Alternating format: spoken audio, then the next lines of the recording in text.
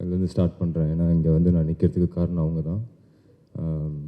அவங்களுக்கும் விஷ்ணு ரங்கசாமி பிரதருக்கும் ரொம்ப நன்றி.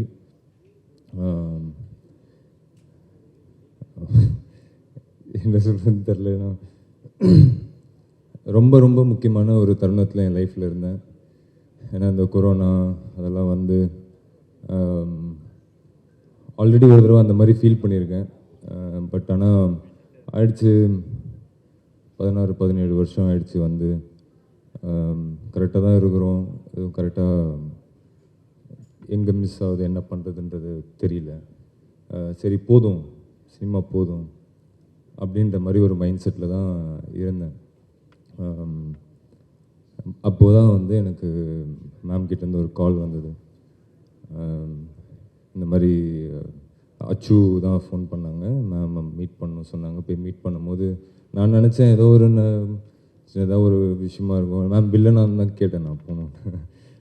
வில்லன் மாதிரி, ஏன்னா 2 பேர் பண்ணுறாங்கன்னா வில்லனாக இருக்கும், இல்லை ஏதாவது சின்ன கேரக்டர் அப்படின்னு.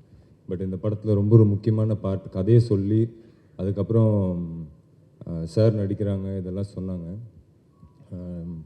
என்னால் அப்போ தான் நான் பிலீவ் பண்ணேன், கடவுள் வந்து எனக்கு கொடுத்த கிஃப்ட் இது. என்னை திருப்பி இன்னும் என்னோடய ஜேர்னி இங்கே நிறைய இருக்குது, சினிமாவில் நான் இருப்பேன் அப்படின்னு எனக்கு நம்ப வச்சுது.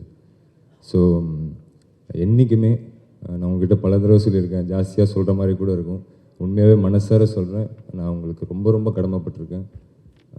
Thank you ma'am. அதுக்கப்புறம் விஷ்ணு பிரதர், அவர் இந்த படத்தில் போட்ட உழைப்பு வந்து ரொம்ப பெருசு.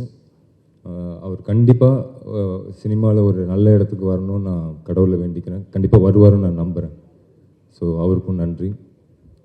அதுக்கப்புறம் செந்திலனெல்லாம் வந்து எனக்கு இவ்வளோண்டு வயசுலேருந்து தெரியும்.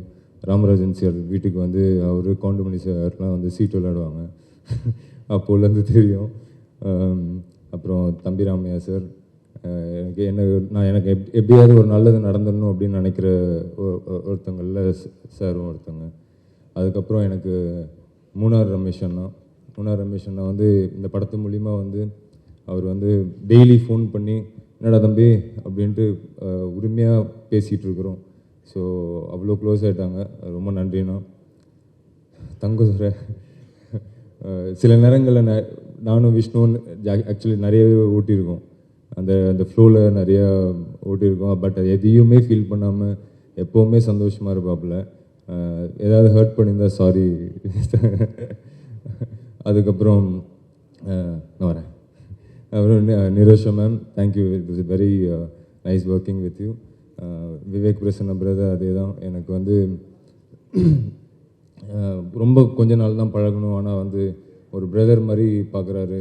இந்த மாதிரி இந்த கதை கேட்டேன், உனக்கு இது நல்லாயிருக்கும் அப்படின்லாம் ரெகுலராக ஃபோன் பண்ணி பேசுகிற அளவுக்கு என் மேலே அக்கறை வச்சுருக்கீங்க. Thanks brother. திவாகர்னா, நீங்களும் மேலும் மேலும் வளரணும்னு கடவுளை வேண்டிக்கிறேன். அப்புறம் விஷ்ணு, என் ஃப்ரெண்ட், ரொம்ப வருஷமாக பேசிகிட்ருக்கோம் ஏதாவது ஒரு படம் பண்ணணும். நடுவில் கூட வந்து ஒரு படம் அனௌன்ஸ் பண்ணோம், என்னோடய பிரதர் டிரெக்ஷனில். Yuvan sir music, Vijay Sethupathi sir dialogues எல்லாம் போட்டு அனௌன்ஸ் பண்ணோம். பட் அது டேக் ஆஃப் ஆகலை. அது வந்து ஒரு பாக்ஸிங் பேஸ் பண்ண ஒரு கதை, அது டேக் ஆஃப் ஆகலை. பட் நிறைய நாள் வந்து 2 பேரும் நிறைய அப்ஸ் அண்ட் டவுன்ஸில் வந்து மாற்றி மாற்றி தோல் சாஞ்சு அழுதுருக்கோம். அதே மாதிரி